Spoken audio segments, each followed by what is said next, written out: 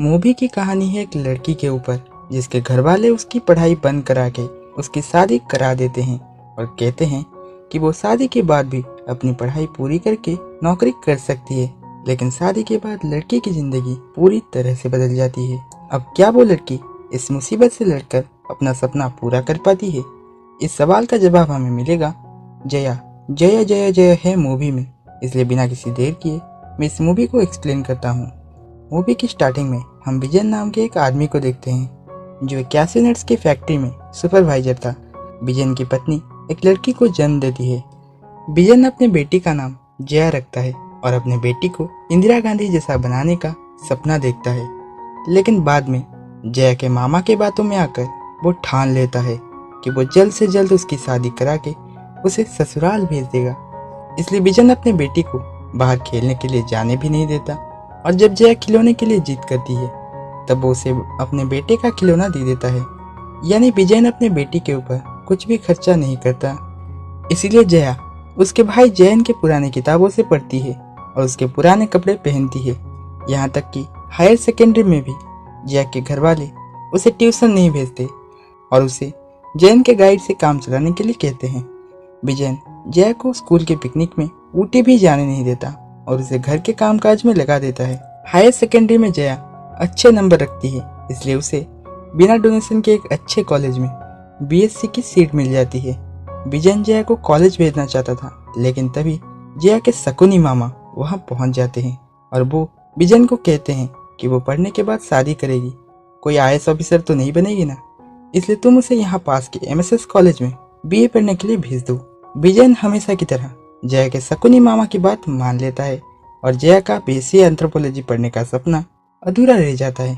अगले दिन Jaya MSS college में बीए पढ़ने के लिए जाती है। जया के कॉलेज में दीपू नाम का एक लेक्चर नारियों की प्रशंसा करता था और कॉलेज के बाहर समाज में नारियों के प्रति हो रहे व्यवहार के ऊपर आवाज उठाता था। दीपू के इस अंदाज से जया इम्प्रेस हो जाती है और उसे प्रपोज कर डालती है। लेकिन रिलेशनशिप में आने के बाद दीपू का व्यवहार पूरी तरह से बदल जाता है। वो जया को लड़कों से बात करने के लिए मना करता है, उसके सोशल मीडिया पर नजर रखता है और जया को सब कुछ उससे पूछ कर करने के लिए कहता है। एक दिन गुस्से में आकर दीपू जया को एक झापड़ मारता है जिससे जया की नथ टूट जाती है और नाक से खून निकलने लगती है। जया के घर वालों को जब ये सब पता चलता है तब वो जल्द से जल्द उसकी शादी कराने के लिए लड़के ढूंढने लगते हैं। जया कहती है कि उसे पढ़ लिख कर नौकरी करनी है, लेकिन घर वाले उसकी बात नहीं मानते और कहते हैं कि ये सब वो शादी के बाद भी कर सकती है। राजेश अपनी घर वालों के साथ शादी की बातें करने के लिए जया के घर आता है। राजेश के चचेरे भाई का नाम है अनिल और उसी ने ये रिश्ता ढूंढा है। राजेश की बहन उसके घर में रहती है क्योंकि उसका पति दुबई में काम करता है। राजेश और जया के परिवार वाले आपस में बातचीत करते हैं जिससे हमें पता चलता है कि राजेश का चिकन का फार्म है और वो होलसेल में दुकानों को मुर्गी सप्लाई करता है। बातों ही बातों में जया के परिवार वाले कहते हैं कि शादी के बाद हमारी बेटी पढ़ लिख कर नौकरी करना चाहती है और राजेश के परिवार वाले इसमें हाँ भरते हैं। राजेश जया के साथ अकेले में बातचीत करके इस शादी के लिए हाँ करता है। उसके बाद जया के घर वाले एक अच्छा सा मुहूर्त देखकर दोनों की शादी करा देते हैं। शादी के बाद जब जया राजेश के घर जाती है तब वह देखती है कि वहां मौजूद सभी सामान टूटी फूटी पड़ी हुई है। जया देखती है कि राजेश की माँ उसके लिए हर रोज इडियप्पम बनाती है। दोस्तों, दरअसल इडियप्पम एक प्रकार की राइस नूडल्स है और इस डिश को तमिलनाडु, केरला और कर्नाटक के लोग बड़े चाव से खाते हैं। एक दिन जया राजेश के साथ उसके चिकन फार्म पर जाती है जहाँ कृष्णा नाम का एक आदमी राजेश से कहता है, अगर तुम कम दाम पर मुर्गी बेचोगे तो हमारे जैसे छोटे व्यापारी बिजनेस को आगे कैसे बढ़ाएंगे। वो आदमी कहता है, अभी मेरा बिजनेस मंदे में चल रहा है, अगर तुम पैसा दोगे तो मैं तुम्हें अपना पूरा बिजनेस बेच दूंगा। राजेश ये सब सुनकर उसे इग्नोर करके वहां से चला जाता है। जया राजेश को खुश करने के लिए यूट्यूब से सीखकर अलग अलग डिशेस बनाती है, लेकिन ये सब राजेश को बिल्कुल भी पसंद नहीं आते। इसी तरह एक दिन जब जया उसे एक नया डिश परोसती है तब गुस्से में आकर राजेश वो खाना फेंक देता है और जया को एक थप्पड़ मारता है। थोड़ी देर बाद राजेश जया से माफी मांगता है और उसे फिल्म दिखाने ले जाता है। फिल्म देखने के बाद वो जया को रेस्टोरेंट ले जाता है जहां राजेश अपना पसंदीदा इडियप्पम के साथ चिकन खाता है। इस सब के बाद राजेश अक्सर जया को मारता है और उसके बाद माफी मांगकर उसे बाहर घुमाने ले जाता है। जब राजेश का अत्याचार बढ़ने लगता है तब जया ये सब अपने माँ को बताती है, लेकिन उसकी माँ उसी को एडजस्ट करने के लिए कहती है। जया को दुखी बैठा देखकर राजेश की बहन उसे बताती है कि वो अपने पति के अत्याचार से बचने के लिए यहाँ चली आई और उसका पति कभी भी उसे लेने नहीं आया। वो जया को कहती है कि अगर तुम यहाँ से चली जाओगी तो लोग कहेंगे कि गलती तुम्हारी है। वो आदमी फिर से राजेश के पास आता है और कहता है, तुम मेरा बिजनेस मत खरीदो, बस उसे चलाओ और उससे जो मिले उसमें से थोड़ा मुझे दे दो। लेकिन इस बार भी राजेश उसके ऑफर को ठुकरा देता है। घर लौटकर राजेश देखता है कि जया मोबाइल देख रही है, इसलिए वो उसके हाथ से मोबाइल छीनने की कोशिश करता है और जया कसकर मोबाइल पकड़ लेती है। गुस्से में आकर राजेश उसके ऊपर हाथ चलाता है, लेकिन जया उसके हाथ को ब्लॉक कर देती है। जया उसे एक जोरदार लात मारती है जिससे वो थोड़ी दूर जाकर गिरता है। दरअसल आज राजेश की माँ और बहन बाहर गई हुई थी, इसलिए किसी को भी ये बात पता नहीं चलती। अब हम फ्लैशबैक से जान पाते हैं कि राजेश को मजा चखाने के लिए जया मोबाइल से कराटे सीख रही थी और आज राजेश को लात मारकर गिराने में उसकी ये ट्रेनिंग काम आई। मार खाने के बाद राजेश चुपचाप अपने फार्म चला जाता है। वहां वो अपने वर्कर्स से कहता है कि आज मैंने अपनी बीवी को लात मारी और उसने भी मुझे थोड़ी लात मार दी। जब रात में राजेश घर लौटता है तब उसकी माँ उसे डांटती है क्योंकि टूटी हुई टेबल को देखकर उन्हें लगता है कि आज भी राजेश ने जया को मारा होगा। राजेश भी झूठ कहता है कि मैंने गुस्से में आकर उसे मारा है, क्योंकि वो नहीं चाहता था कि जया ने उसे मारा है ये बात किसी को भी पता चले। उस दिन से राजेश जया से डरने लगता है। राजेश को बाथरूम में और गार्डन में जया के कराटे सीखने के सबूत मिलते हैं। राजेश मार खाने वाली बात सिर्फ अनिल को बताता है कि जब जया उसे मारने आएगी तब वो उसकी एक वीडियो बना ले और बाद में वो उसको ये वीडियो दिखाकर धमकाएंगे। लेकिन राजेश उसे कहता है कि अब वो भी कराटे सीखेगा और उससे अपना बदला लेगा। एक तरफ राजेश कराटे की प्रैक्टिस करता है और दूसरी तरफ जया भी अपनी प्रैक्टिस जारी रखती है। एक दिन जब राजेश के घर में उसके माँ और बहन नहीं थे तब वो अपनी मोबाइल की रिकॉर्डिंग ऑन कर देता है और जया को पास बुलाकर उसे उकसाने लगता है। राजेश जया को थप्पड़ मारता है और बदले में जया भी उसे एक थप्पड़ मारती है। इसी तरह दोनों के बीच एक लड़ाई होती है जिसमें जया राजेश को बहुत से लाते मारकर उसका बुरा हाल कर देती है और ये सब राजेश के बहन और माँ देख लेते हैं। राजेश और जया के बीच का मामला सुलझाने के लिए जया के घरवाले और राजेश का भाई अनिल उसके घर आते हैं। जया के माँ बाप कहते हैं कि राजेश के गुस्से के बारे में हमें शादी से पहले नहीं पता था। राजेश ने हमारे बेटी को बहुत मारा है, इसलिए गलती उसकी है। लेकिन राजेश की माँ कहती है कि मेरा बेटा बहुत भोला है और वैसे भी पति अगर कभी कभी पत्नी के ऊपर हाथ उठाता है तो पत्नी को ये सब एडजस्ट करना पड़ता है, और अगर बदले में पत्नी भी उसके ऊपर हाथ उठाने लग जाएगी तो घर संसार कैसे चलेगा। अनिल भी जया को यही कहता है कि तुम्हें ये सब एडजस्ट करना पड़ेगा। अगर तुम राजेश के ऊपर हाथ उठाओगी और ये सब किसी को पता चल जाएगी तो हमारी नाक कट जाएगी। जया कहती है, जब मैं मार खा रही थी तब क्या आपकी नाक नहीं कटी? अनिल कहता है कि वो बात किसी को पता नहीं थी। जवाब में जया कहती है, तो आप ये बात भी किसी को मत बताओ। अनिल कहता है, अगर राजेश ने तुम्हें मारा तो तुम इसे इग्नोर भी तो कर सकती थी ना। बदले में जया कहती है, मेरे शादी को 6 महीने हुए हैं और इस दौरान मैंने 21 बार मार खाई है, यानी आपके अनुसार मुझे 10 साल में 420 बार और 40 सालों में 1680 बार मार खाना पड़ेगा और राजेश को इग्नोर करना पड़ेगा।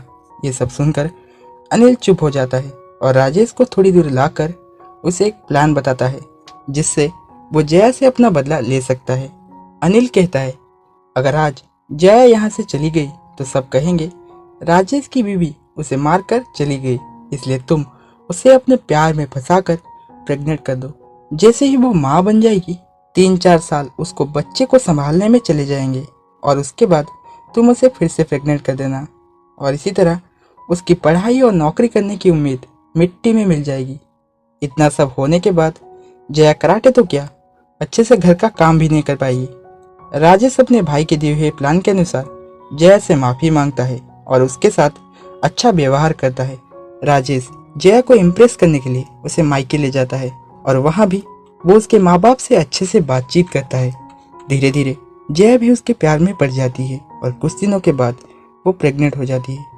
एक दिन जब राजेश जया की चेकअप कराने के लिए उसे अस्पताल ले गया था, तब अनिल उसे वॉइस मैसेज करता है कि हमारा प्लान सक्सेसफुल तो हो गया ना, और उसे कोई डाउट तो नहीं हुआ ना। पास में बैठी जया ये वॉइस मैसेज सुन लेती है और वो राजेश से प्लान के बारे में पूछती है। पहले राजेश उसे कुछ भी नहीं कहता, लेकिन बाद में जब जया उसे बार बार यही सवाल पूछती है तो वो उसे सब सच बता देता है। ये सब सुनकर जया की ब्लड प्रेशर हाई हो जाती है और वो बेहोश होकर नीचे गिर जाती है। जया को अस्पताल लाया जाता है, जहां हमें पता चलता है कि उसकी प्रेगनेंसी लॉस हो गई है। जया की सास और उसके माँ बाप उसे इस सब का जिम्मेदार ठहराते हैं और उसे खूब ताना सुनाते हैं। इस सब से तंग आकर जया फैसला करती है कि वो अब अपने ससुराल में नहीं जाएगी, और ये सब सुनकर जया के पापा उसे अपने घर में रखने से मना कर देते हैं। इसीलिए जया कहती है कि मैं अब किसी का भी बोझ नहीं बनना चाहती, अब से मैं अपने पैरों पर खड़े होने की कोशिश करूंगी। जया अस्पताल से आने के बाद दुखी होकर बस स्टैंड में बैठी हुई थी, तभी उसका भाई जयन वहां पर आता है। जयन उसे घर चलने के लिए कहता है, लेकिन जब जया नहीं मानती तब वो उसे एक गर्ल्स हॉस्टल में छोड़ देता है। गर्ल्स हॉस्टल की एक लड़की उसे कहती है कि पढ़ाई खत्म ना करने की वजह से उसे नौकरी नहीं मिल पाएगी, इसलिए तुम एक दुकान खोलो। जया को दुकान खोलने के लिए पैसे चाहिए थे, इसलिए वो लोन लेने बैंक जाती है, जहां मैनेजर उसे कहता है अगर तुम जान पहचान के किसी एग्जिस्टिंग बिजनेस को टेक ओवर कर लोगे तो तुम्हें उसके नाम पर लोन मिल सकता है। जब जया कुछ भी नहीं कर पाती तब वो छत से नीचे कूदकर सुसाइड करने का फैसला करती है। वहीं दूसरी तरफ राजेश अपनी मोबाइल रिपेयर करने के लिए एक दुकान वाले को देता है और वो दुकान वाला राजेश की मार खाने वाला वीडियो लीक कर देता है। बहुत ही जल्द वो वीडियो वायरल हो जाती है और सब लोग जया की तारीफ करते हैं। राजेश काम के सिलसिले में जहां भी जाता सब उसे देखकर हंसते थे, इसलिए वो शर्म के मारे घर से बाहर ही नहीं निकलता। राजेश सोचता है अगर वो जया को डिवोर्स दे देगा तो वो उसके पैरों पर गिड़गिड़ाने लगेगी, इसलिए राजेश एक वकील के पास जाता है। वकील कहता है बिना कोई स्पष्ट कारण के हम कोर्ट में अप्लाई नहीं कर सकते। राजेश उसे वो वायरल वीडियो दिखाता है, जिसे देखकर वकील कहता है हम इस वीडियो के जरिए कोर्ट में डिवोर्स अप्लाई कर सकते हैं। एक दिन राजेश के वर्कर्स उसे कहते हैं कि कृष्णा अपने मुर्गियों को 115 रुपये पर केजी के भाव में बेच रहा है, इसलिए हमारा बिजनेस डाउन हो गया है, अब हमें उसे मजा चखाना ही होगा बॉस। राजेश कहता है तुम लोग उसका फार्म तहस नहस कर दोगे और उसका कसूर भी मेरे सिर पर ही आएगा। राजेश के वर्कर्स कहते हैं तुम अपना डिवोर्स का काम देखो और बाकी सब हम देखते हैं। अगले दिन कोर्ट में डिवोर्स का केस चलता है, जिसमें जज साहब जया और राजेश को कहते हैं तुम दोनों आपस में डिसाइड करो डिवोर्स चाहिए या फिर नहीं, और फिर मेरे पास आओ। जया राजेश से पूछती है अब तो ऑफ सीजन चल रहा है ना, तो तुम अपने मुर्गी कितने में बेच रहे हो? राजेश कहता है 125। जवाब में जया कहती है मैं अपने मुर्गी 115 में बेच रही हूँ। ये कहकर वो डिवोर्स के पेपर पर साइन कर देती है और वहाँ से चली जाती है। अब हमें एक फ्लैशबैक से पता चलता है कि जया ने सुसाइड नहीं की थी, क्योंकि उसे बैंक से लोन मिल गया था और उस पैसों से उसने कृष्णा का फार्म खरीद लिया। जब जया फार्म जाती है तब वो देखती है राजेश के आदमी कृष्णा को मार रहे थे, इसीलिए वो उन सब की जमकर धुलाई करती है और इसी के साथ ये मूवी खत्म हो जाती है। इस मूवी से हमें ये सीख मिलती है कि नारी का जन्म सिर्फ घर के काम काज करने के लिए नहीं हुआ है, बल्कि वो भी पुरुष की तरह नौकरी या बिजनेस करके आत्मनिर्भर हो सकती है। अगर आपको ये वीडियो पसंद आया तो लाइक कर दीजिए और इसी तरह की वीडियोस देखने के लिए चैनल को सब्सक्राइब और नोटिफिकेशन बेल को ऑल कर दीजिए। मैं मिलता हूँ आपसे अगले वीडियो में, तब तक के लिए बाय बाय।